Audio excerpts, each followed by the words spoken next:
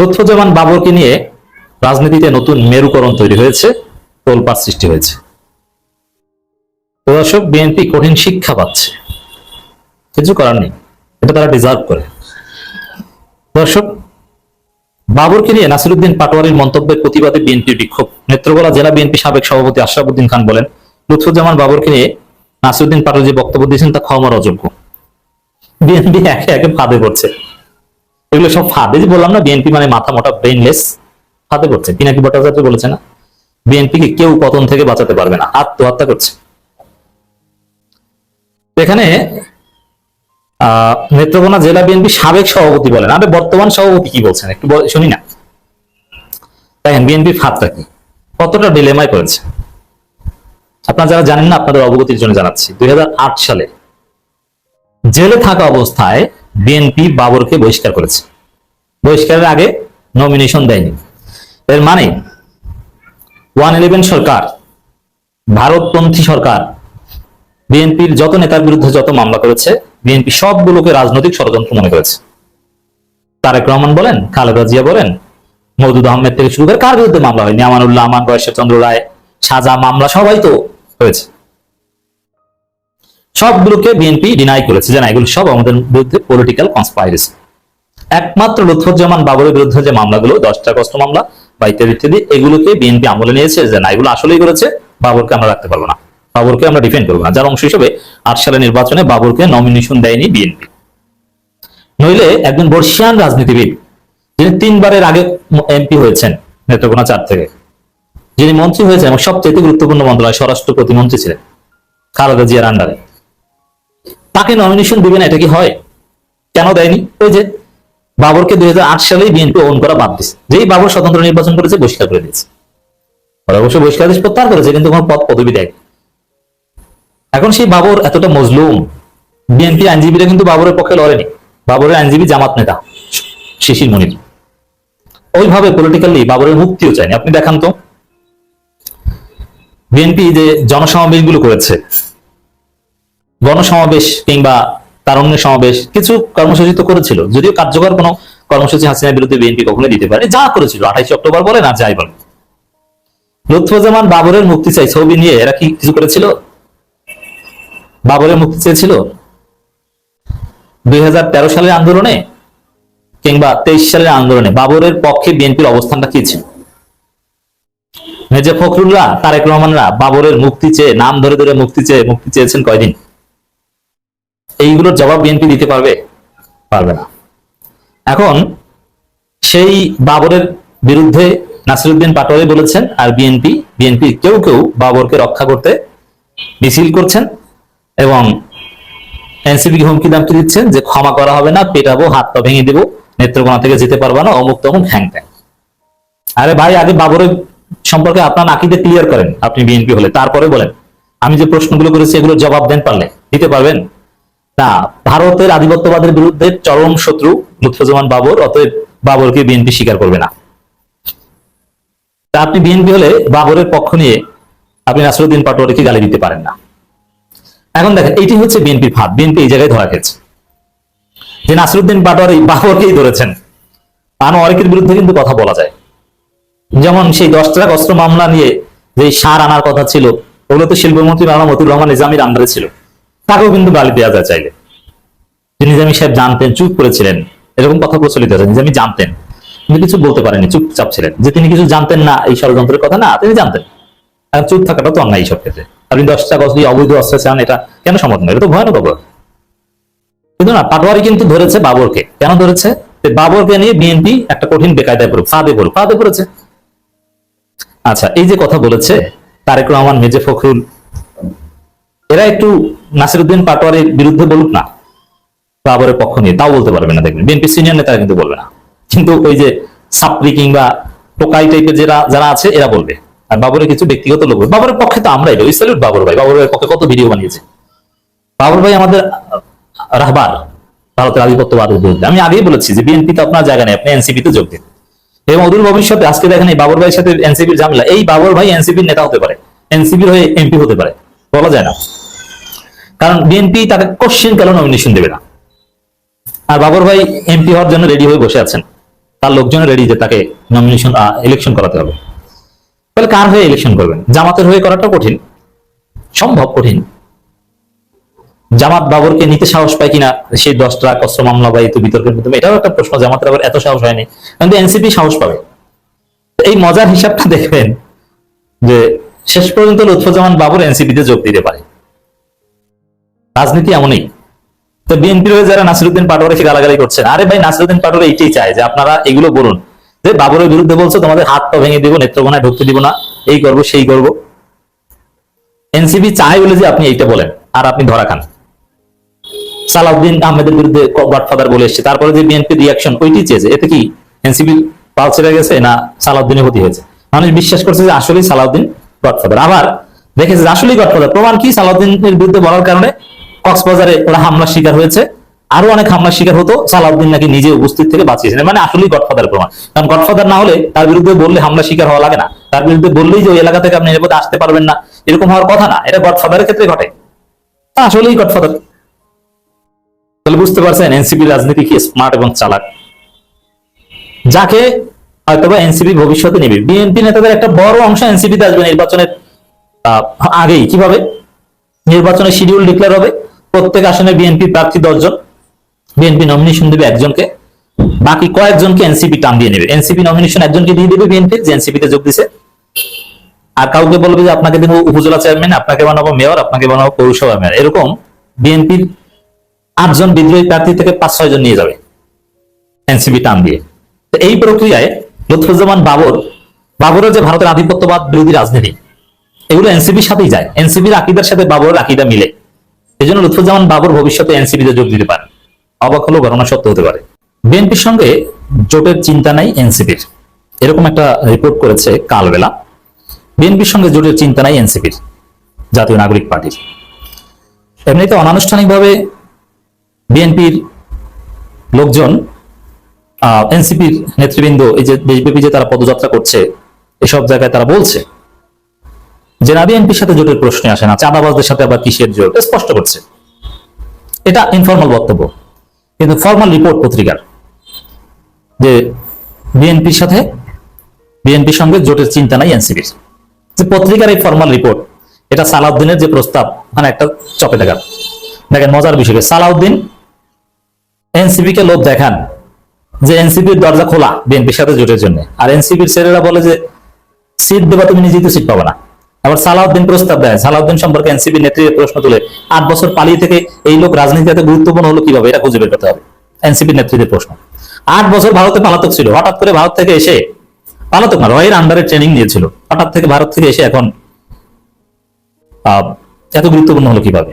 এর মানে বিএনপি আসলে কারা চালায়? লন্ডন থেকে চলে না দিল্লি থেকে চলে? কমান্ড কি দিল্লি থেকে আসে না লন্ডন থেকে আসে?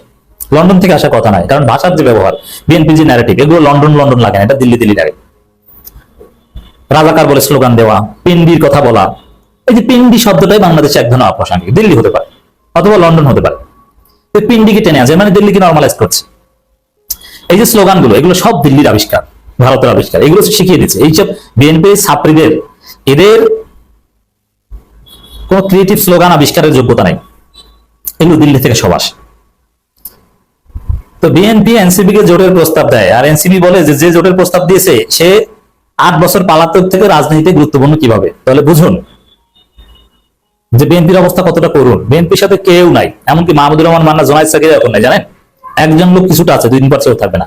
সে হচ্ছে আমার অত্যন্ত শ্রদ্ধেয় এবং সম্মানের, এবং তিনি আসলেই ভালো লোক, কিন্তু যে কারণেই হোক বিএনপির সাথে তার দুর্ভাগ্য আছেন, তিনি ওখান থেকে আসতে বাধ্য হবেন, পরিস্থিতিতে আসতে বাধ্য হবেন। তবে যত তাড়াতাড়ি আসবেন এটা তার জন্য ভালো, নইলে ফাড়াবাসের মধ্যে করতে পারেন। Doctor Mostafizur Rahman, Iran labour party, এই একজনকে দেখছি বিএনপির পক্ষে, আর কেউ বিএনপির পক্ষে নেই। কোন আলেম ওলামা, ইসলামী দল, সেকুলার দল, সাধারণ দল, এমনকি বাম সিপিবিও এরাও নাই, এরা ছিল। জাতীয় পার্টি এরাও নাই। এখন জাতীয় পার্টি তারাও ভয় যে না না না, আমরা আওয়ামী লীগের সাথে থেকে বিপদে পড়েছি, এখন আবার বিএনপির কাছাকাছি গেলে আর এক বিপদে পড়বো না, ভাই বিএনপিকে চিনি না, কেউ বিএনপিকে চায় না। দেখেন বিএনপির জন্য কত বড় চপে টাকা। বিএনপির সঙ্গে জোটের চিন্তা নেই এনসিপি। এনসিপির মতো একটা দল তার এভাবে বিএনপিকে ডিনাই করতে পারলো, তাহলে বুঝুন যে বিএনপির কোনো দাম নাই মার্কেটে, ভ্যালুলেস। আমরা রিপোর্টটা একটু বিশ্লেষণ করবো দর্শক। ত্রয়োদশ সংসদ নির্বাচন সামনে রেখে নানা মেরুকরণ দেখা যাচ্ছে দেশের রাজনীতিতে। জটিল হচ্ছে নির্বাচনী সমীকরণ। অন্যতম বড় দল বিএনপি সর্বোচ্চ নীতি নির্ধারণী ফোরাম স্থায়ী কমিটির সদস্য সালাউদ্দিন আহমেদ সাম্প্রতিক এক বক্তব্য ঘিরে নির্বাচনের জোট নিয়ে নতুন করে আলোচনা জাতীয় নাগরিক পার্টি এনসিপি। তার বক্তব্যের পর বিএনপির সঙ্গে এনসিপির সম্ভাব্য জোট গঠন নিয়ে শুরু হয়েছে নানান গুঞ্জন। যদিও আপাতত এমন সম্ভাবনা উড়িয়ে দিয়েছেন এনসিপি নেতারা। তারা বলছেন বিএনপির সঙ্গে জোটে যাওয়ার চিন্তা নেই তাদের, বরং বিএনপি বিরোধী রাজনীতিকে চ্যালেঞ্জ হিসেবে নিতে চান তারা। জোট তো দূরের কথা, বিএনপির রাজনীতির বিরুদ্ধে ওরা মাঠ কাঁপিয়ে বেড়াচ্ছে, জনমত তৈরি করছে, বলছে চাঁদাবাজির রাজনীতি চলতে দেবে না। চাঁদাবাজদের সাথে আবার জোট কি? চাঁদাবাজ সন্ত্রাস ভারতের দালালদের সাথে আবার জোট কি?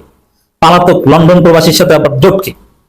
যে দেশে আসার মুরুদ নাই, এই মতো সার্ভিস দিয়ে যে রাজনীতি করে তার সাথে আবার জোট কি? এনসিপি শীর্ষ পর্যায়ে একাধিক নেতার সঙ্গে কথা বলে জানা যায় নির্বাচনী জোট নিয়ে এখন কিছুই ভাবছে না তারা। জোটের বিষয়ে বিএনপির পক্ষ থেকে সবুজ সংকেত থাকলেও তাতে পা না বাড়ানোর পক্ষে নীতি নির্ধারণ। এর মানে বিএনপির জোটের প্রস্তাব ওটা একটা ফাঁদ হিসেবে দেখছে, যে পা বাড়ানো যাবে না, তাহলে শেষ, পা পড়ে যাবে। বিএনপির দিকে যারাই হাঁটবেন পা পড়ে যাবে, আপনার কোনো ভবিষ্যৎ নাই বাংলাদেশে। ডাক্তার মোস্তাফিজুর রহমান ইরান ভাইকে বলো, ভাই আপনি তাড়াতাড়ি চলে আসেন, আপনার একুল সব যাবে। আওয়ামী লীগের সাথে যারা থেকে যারা আক্ষেপ করেছে, ওইরকম আক্ষেপ করা ছাড়া কোনো উপায় থাকবে না। বাংলাদেশে বিএনপির রাজনীতি হবে মুসলিম লীগের মতো, আওয়ামী লীগের মতো একদম ওই পরিণতি হবে না, মুসলিম লীগের মতো অবস্থা হবে। This is my prediction, you can write it down এবং মিলিয়ে নেবেন কয়েক বছর পর। এছাড়া আরেক বড় দল জামাত ইসলামীর সঙ্গে নাগরিক পার্টি জোট বাঁধার সম্ভব। আমরা জামাতের সাথে জোট বাঁধার কথা বলিও না, তবে জামাতের সাথে জোট হবে ইসলামপন্থীদের বৃহত্তর ইসলামী জোট। জামাতের রাজনীতির স্ট্র্যাটেজি আপাতত এটাই। তবে হ্যাঁ, এনসিপি বা অন্যান্য দলের সাথে একটা আন্ডারস্ট্যান্ডিং হতে পারে, তবে জোটে না যাওয়া এটা হবে এনসিপির জন্য বেস্ট ডিসিশন। তবে এটা তো স্বাভাবিক, দেখেন জোটে যাওয়া লাগে না, এরাও বিএনপির বিরুদ্ধে রাজনীতিকে চ্যালেঞ্জ হিসেবে নিয়েছে। আর জামাত মানে বিএনপি বিরোধী, এর মানে এনসিপি জামাত এমনিতেই এক কাতারে আসবে, এটা বললেও না বললেও, এটা জোট দরকার নেই। পরিস্থিতি তাদেরকে এক কাতারে নিয়ে আসবে, টিকে থাকার জন্য তারা একসাথে কাজ করবে। BNP will be their common enemy. Common এনিমির বিরুদ্ধে আপনার সাথে জোট হওয়ার দরকার নেই, অটো মিল হয়ে যায়। এছাড়া আরেক অর্থাৎ কারো জোটের সঙ্গে হওয়ার চিন্তা আপাতত নেই তাদের। তবে ছোট দলগুলোর সুযোগ থাকবে এনসিপির সঙ্গে জোট গঠন আলোচনা। তাদের কোনো কোনো নেতা এককভাবে নির্বাচন করা এবং সরকার গঠন করার সক্ষমতার কথাও জানিয়েছেন। এর অর্থ হচ্ছে এনসিপি নিজেরাই একটা জোট করবে, তবে সেই জোট অনিবার্যভাবে বিএনপি বিরোধী হবে। আর জামাত চরমনায় যে জোট, এটাও বিএনপি বিরোধী। তো এই দুই জোট এক হয়ে যাবে পরিস্থিতিগতভাবে, এতে ফর্মাল অ্যালায়েন্স দরকার নেই। সম্প্রতি জামাতের সঙ্গে জোট নয় এনসিপির জন্য দরজা খোলা। বিএনপি স্থায়ী কমিটির সদস্য সালাউদ্দিন আহমেদের এমন বক্তব্য ঘিরে নতুন করে আলোচনা আসে বিএনপি এনসিপি জোটের বিষয়টি। দীর্ঘদিন রাজনৈতিক কিন্তু জামাত ইসলামের সঙ্গে এটা দেখেন, এই সালাউদ্দিন আহমেদ এরকম একটা প্রস্তাব দিয়ে এরকম অবমানিত হবেন। এখন বিএনপি যদি কাউকে প্রস্তাব দেয়, দাওয়াত দেয় যে ভাই আসেন, এটাও লজ্জা যে বিএনপির দাওয়াতে যে আবার কোন বিপদে পড়ি। গ্রামগঞ্জে ভাই বিএনপির প্রোগ্রামে যে ছবি তুলেন না, সমস্যা আছে। আওয়ামী লীগের সাথে ছবি এখন যাদের জীবনে কাল হয়ে দাঁড়িয়েছে, বেশি কিছু না, জাস্ট এমনিতে একটা ছবি টবি তুলেছেন। আসলে আপনি মনে প্রাণে আওয়ামী লীগ করেন না, কিন্তু আওয়ামী লীগ নেতাদের সাথে ছবি আছে, সেই ছবি আপনার জীবনে এখন কাল হয়ে দাঁড়িয়েছে। আজকে ওই বিএনপির সাথে চলেন, ওই ছবি ওইটা একদিন আপনার জন্য কাল হয়ে দাঁড়াবে, আপনি ভালো জায়গায় জায়গা পাবেন না। কারণ চাঁদাবাজির রাজনীতি বাংলাদেশে চলবে না, সহজ কথা। এদিকে একদিন আগেই জুলাই পদযাত্রা কর্মসূচির অংশ হিসেবে খুলনায় এক পথসভা দেওয়া বক্তব্যে বিএনপির সঙ্গে জোটের আলোচনা না করছেন ইঙ্গিত দেন এনসিপি আহ্বায়ক নাহিদ ইসলাম। তিনি বলেন, তারা ভেবেছিল 2 থেকে 3টি আসন দেখিয়ে, ক্ষমতার লোভ দেখিয়ে গণঅভ্যুত্থানের শক্তি কিনে নেবে, কিন্তু যারা বিপ্লবের শক্তি, যারা মৃত্যুর মুখ থেকে ফিরে এসেছে, তাদের কেনার সাধ্য বাংলাদেশে কোনো রাজনৈতিক দল হয়নি। দৃশ্যত তিনি বিএনপি নেতা সালাউদ্দিন আহমেদ জোট নিয়ে বক্তব্য পাল্টা জবাবে কথা বলেন। চারদিক থেকে বিএনপির সবাই না বলে দিচ্ছে, কিছু মিলছে না। তো দর্শক, পরিস্থিতি কোন দিকে যাচ্ছে? বিএনপি একলা, বিএনপির কোনো টোপ কাজে আসছে না, সব টোপ ব্যর্থ, বিএনপির দিন শেষ। বিএনপির পিছিয়ে যারা আছেন, বিএনপির সাথে যাদের ছবি টবি আছে, তাড়াতাড়ি ডিলিট করেন, সমস্যা হবে। রাজনীতিতে তোলপাড় সৃষ্টি হচ্ছে, এই তোলপাড় এটা বাংলাদেশের জন্য, তরুণ প্রজন্মের জন্য, নতুন বাংলাদেশ প্রত্যাশীদের জন্য বিরাট সুখবর। দর্শক, আমাদের নতুন সংবিধান হবে, জুলাই সনদ হবে, হবে না হওয়ার মতোই হবে। দর্শক, গণপরিষদ নির্বাচনের মাধ্যমে নতুন সংবিধান হবে, তারুণ্য জেগে উঠেছে, হতে হবে। নাহিদ ইসলামরা আবার আঙ্গুল বাঁকা করেছেন। নাহিদ ইসলামদের আঙ্গুল বাঁকায় হাসিনা 14 গোষ্ঠী সহ পালিয়েছে। অতএব সেই নাহিদ ইসলামরা আবার আঙ্গুল বাঁকা করেছে। এবার বুঝবেন কত ধানে কত চাল। দর্শক, জুলাই সনদ নিয়ে নানান নাটকীয়তা আমরা লক্ষ্য করছিলাম। সেই ডিসেম্বর থেকে এই অলমোস্ট আগস্ট পর্যন্ত জুলাই সনদ বিএনপি ঠেকিয়ে রেখেছে, সরকারকে চাপ প্রয়োগ করে, ধনুফুনু করে। শেষ পর্যন্ত বিএনপি দেখলো না, জুলাই সনদ তো আটকে রাখা সম্ভব না, হোক নাম কাওয়াস্তে একটা ঝুলন্ত মূলা, কার্যকর বা চূড়ান্ত কিছু না। এই যে জুলাই সনদ ডিক্লেয়ার করলাম, আস্তে আস্তে তোমরা সাইন করো, এটা 6 মাস 1 বছর বা কয়েক বছরের মধ্যে এটা ফাইনালাইজড হবে। অথচ আমরা চেয়েছি জুলাই সনদ কার্যকর করা, যে জুলাই সনদের ভিত্তিতে দেশ চলবে। নাহিদ ইসলামরা চেয়েছে সেটা। কিন্তু সেটা বিএনপি হতে দিবে না, ঝুলন্ত মূলা ঝুলাচ্ছে। কিন্তু নাহিদ ইসলামদের কথা স্পষ্ট, জুলাই সনদ ওটা যদি কার্যকর না হয়, তার অন্য আশা ধান্দার প্রতিফলন না ঘটে, ওই ঝুলন্ত মূল্য টাইপের হয়, ওগুলোতে আমরা সাইন করবো না, মানি না। জুলাই সনদ হলেও হবে না, জুলাই সনদ ঠিকঠাক মতো না হলে মানি না, ঠিকঠাক মতো হবে না, আমরা রাজপথে ঘোষণা করবো। নাহিদরা যেভাবে বিষয়টা ডিল করছে, যেভাবে আঙ্গুল বাঁকা করছে, জুলাই সনদে আমরা সিগনেচার করবো না, নাহিদরা বলছে, এই শর্ত না মিললে। এর অর্থ দাঁড়ায় বাংলাদেশে এটা নিয়ে উত্তেজনা তৈরি হবে, এটা রাজপথে করাবে, এবং নতুন সংবিধান হবে, গণপরিষদ নির্বাচন হবে, নির্বাচনের মাধ্যমে সংবিধান করতে। আচ্ছা, নির্বাচনে বিএনপির ভয় কি? তাদের নাকি এত ভোট, তারাই নাকি জিতবে। ঠিক আছে, তাহলে গণপরিষদ নির্বাচনে জিতে আপনারা আপনাদের মন মতো সংবিধান করেন, সমস্যাটা কোথায়? গণপরিষদ নির্বাচন তো আর এনসিপি করবে না, এই সরকার আপনাদের প্রস্তাবনা অনুযায়ী আপনাদের সিস্টেমে করবে। আপনারা রাজি হয়ে আসুন গণপরিষদ করতে, কেন করবেন না? গণপরিষদ নির্বাচন জাতীয় নির্বাচন তো একসাথেও হতে পারে, তাহলে আপনার জাতীয় নির্বাচনে জিতলে এখানে কেন জিততে পারবেন না? এই ভয়টা কেন আপনাদের? স্থানীয় সরকার নির্বাচনে ভয় পান কেন? ছাত্র সংসদ নির্বাচনে ভয় পান কেন? এর অর্থ হচ্ছে বিএনপি কোনো নির্বাচনে জিতবে না। যারা জাতীয় নির্বাচনে কারচুপি করার কিছু বন্দোবস্ত করেছে এবং প্রস্তুতি নিয়েছে, তারা ভেবেছে জাতীয় নির্বাচনে আমরা ভোট চুরি করে জিততে পারবো। এই বিএনপির উপর ন্যূনতম আস্থা বা বিশ্বাস রাখার সুযোগ নেই। বিএনপি 2টা গ্রাম জ্বালিয়ে দেওয়ার হুমকি দেয়। নিজস্ব কাউন্সিল যা হয় 30-40 জন ভোটার, 50 জন ভোটার, 38 জন ভোটার ভোট করে 45টা। একটা ইউনিয়ন থেকে শুরু করে উপজেলা, কোথাও 100 জন কাউন্সিলরের ভোট সুষ্ঠু করতে পারে না, ডেলিগেটদের ভোট সুষ্ঠু করতে পারে না, চুরি করে। এই হচ্ছে অবস্থা। দর্শক, নতুন সংবিধানের জন্য গণপরিষদ নির্বাচন লাগবে, নাহিদ ইসলাম। জুলাই সনদ হতে হবে, গণপরিষদ নির্বাচন হতে হবে, সব হতে হবে। হবে নাহিদ ইসলামদেরকে অবজ্ঞা করে আপনি কি বিএনপি কে নিয়ে নির্বাচন করবেন? এই গণঅভ্যুত্থান পরবর্তী নতুন বাংলাদেশে কি এটা চলে? নেভার।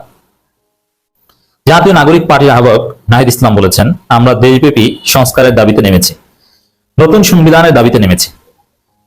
নতুন সংবিধানের জন্য একটা গণপরিষদ নির্বাচন লাগবে, যে গণপরিষদ নির্বাচনের মাধ্যমে সাধারণ মানুষ ও অভ্যুত্থানকারী জনতা বাংলাদেশের আগামী নতুন সংবিধান নির্ধারণ করবে। দর্শক, স্পষ্টত আমরা দেখতে পাচ্ছি নাহিদ ইসলামদের এই দাবির পক্ষে গণজোয়ার, তরুণ প্রজন্ম, এদেশের আপামর জনসাধারণ, যাদের কোনো রাজনৈতিক ধান্দাবাজির ইচ্ছা নেই, তারা রাজপথে নেমে পড়েছে। নাহিদ ইসলামরা এই এনসিপি দাওয়াত পৌঁছে দিতে পারছে না, এদের সক্ষমতা এখন অনেক কম। জনগণের কাছে দাওয়াত পৌঁছে দিতে পারছে না যে আমরা অমুক জায়গায় পদযাত্রায় আসি, আপনারা আসেন। মানুষের কাছে বলার জন্য মাইকিং, পোস্টার যা লাগে, এটারই টাকা নাই ওদের। আমার ছোট ভাইরই তো এই দল করে, আমি তো দেখি টাকা নাই পকেটে। কোন রকম কিছু টাকা পকেটে খরচ হয়, 2-1 কাছ থেকে ধারটা নিয়ে বা কেউ একটু দেয় কিছু, এই সামান্য কিছু প্রচারণা চালায়, পোস্টারিং করে, মাইকিং করে। কিন্তু মানুষ দূর দূরান্ত থেকে শুনে চলে আসে। কিন্তু এই লোকগুলোকে যদি অনেক টাকা থাকতো এদের, জামাতের মতো, বিএনপির মতো, তাহলে এই পদযাত্রায় যে গণজোয়ারের কি রেকর্ড সুনামি ঘটতো। পদযাত্রায় যা দেখেন, এটা সিটে ফোটা, এর চাইতে ওদের জনপ্রিয়তা অনেক অনেক বেশি। এই জনপ্রিয়তা নতুন সংবিধানের পক্ষে, এই জনপ্রিয়তা গণপরিষদ নির্বাচনের দাবিতে, জুলাই সনদের দাবিতে। বাংলাদেশ চলবে জুলাই সনদের ভিত্তিতে, কথা ক্লিয়ার। নাহিদ ইসলাম বলেন, জুলাই আগস্টে আমরা বলেছিলাম এক নতুন বাংলাদেশ নির্মাণে বিনির্মাণ করা হবে, আমাদের এক নতুন বন্দোবস্ত লাগবে। পুরনো সিস্টেমে, পুরনো আইনে আমরা আর এই বাংলাদেশকে পরিচালিত হতে দেব না। আমরা একটা ন্যায় ভিত্তিক ও কল্যাণমুখী রাষ্ট্র তৈরি করতে চাই, সেখানে শিক্ষা, স্বাস্থ্য ব্যবস্থা, সব ক্ষেত্রে মানুষ মানবিক মর্যাদা পাবে।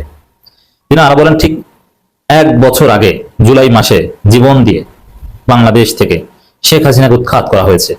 শেখ হাসিনা ও আওয়ামী লীগের যেসব নেতারা গণহত্যার সঙ্গে জড়িত, তাদের বিচারের আওতায় আনতে হবে। আরো নানান বিষয়ে কথা বলেছেন। একই সাথে আপনারা দেখেছেন যে নাসিরউদ্দিন পাটোয়ারি, তিনি যা বলেন, বিএনপি শুধু দৌড়ায়। নেত্রকোনায় নাসিরউদ্দিন পাটোয়ারি লুৎফুজ্জামান বাবরকে ইঙ্গিত করে কথা বলেছেন। আসলে বাবরের কোনো দোষ না, আমরা কিন্তু বাবরের পক্ষে। বাবর সাহেব বিএনপির 1 নম্বর দেশপ্রেমিক, এখনো ভারতের আধিপত্যবাদের বিরুদ্ধে সোচ্চার এবং ধর্মভীরু লোক, সহজ সরল ধর্মভিত্তিক জীবন যাপন করেন। বাবর সাহেবকে 1000বার সেলুট জানাই। কিন্তু মজার বিষয় হচ্ছে, বাবর সাহেব যে আকামটা করেছিলেন, এটা তারেক রহমান বা খালেদা জিয়ার নির্দেশে করেছেন, অতএব তার দোষ না। এক। দ্বিতীয় হচ্ছে, বাবর সাহেব ভারতের আধিপত্যবাদের বিরুদ্ধে বলে 10 ট্রাক অস্ত্র এনেছিল মূলত ভারতের বিভিন্ন প্রভিন্সের বিচ্ছিন্নতাবাদীদের উস্কানি দিতে, যাতে ভারত সোজা হয়ে ডলা খেয়ে বাংলাদেশের হাতে পায়ে ধরতে এসে।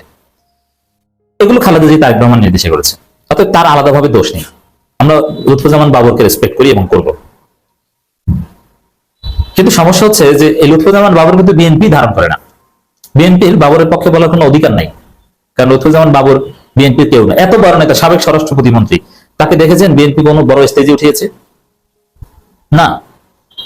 লুৎফুজ্জামান বাবরের মতো মজলুম লোক, তাকে এখন কত বড় পোস্ট দেওয়ার কথা, যেমন জামাত ইসলামী এটি মাজহারুল ইসলামকে দিয়েছে, সাথে সাথে দিয়েছে বিএনপি, বরং এখনো বহিষ্কৃত অবস্থায়। বহিষ্কারাদেশ প্রত্যাহার করেছে বলতে পারবে না? বাবরের আইনজীবী কারা? বাবরকে মুক্ত করেছেন বিএনপি কেউ জড়িত? এই 21 আগস্ট গ্রেনেড হামলা মামলা থেকে শুরু করে 10টা অস্ত্র সবগুলোর আইনজীবী শিশির মনির। বিএনপি তার পাশে নাই, এই জিনিসটা জনগণকে বোঝাতে হবে।